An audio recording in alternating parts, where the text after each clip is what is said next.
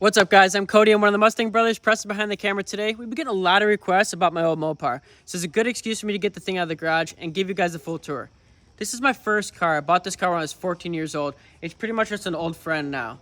The idea that I was going for with the car at the time was not to have it look more of like every other Dart out there. I wanted that modern muscle look. So the first thing that had to go was the 14-inch Anson Sprints. I was doing my research. I couldn't really find an aftermarket wheel for the car, but I did find Bose forged wheels. They hooked me up with a custom one-off 17-inch three-piece forged wheel, even with the small bow pattern. If you want anything custom aftermarket, check out Bose forged wheels. They really dialed it in for me.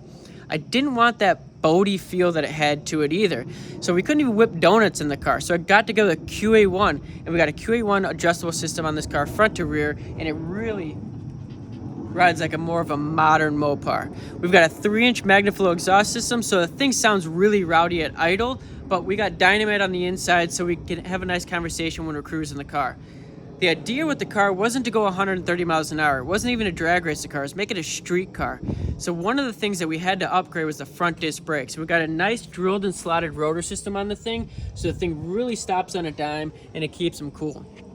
Before we get into the main portion, Preston and I took this car up to Byron Dragway when it had the 340 in it, original block. We just wanted to get some baseline numbers and see what the thing was going to turn.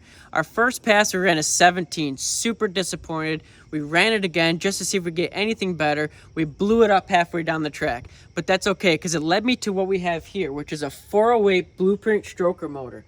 At the time, nobody offered anything aftermarket crate engine-wise for a Chrysler.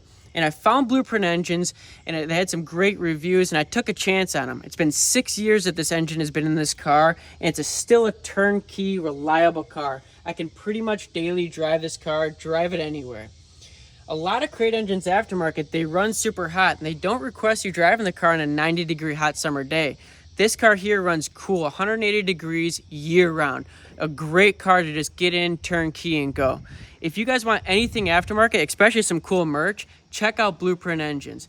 We're going to fire this thing up. We'll give you guys the sound of this thing. It sounds super rowdy at idle, and let's hear it.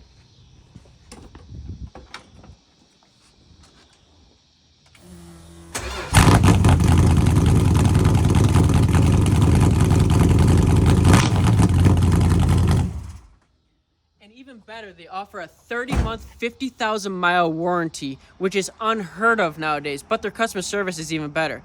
Before we end this video, we have this thing back here, which is my second gen.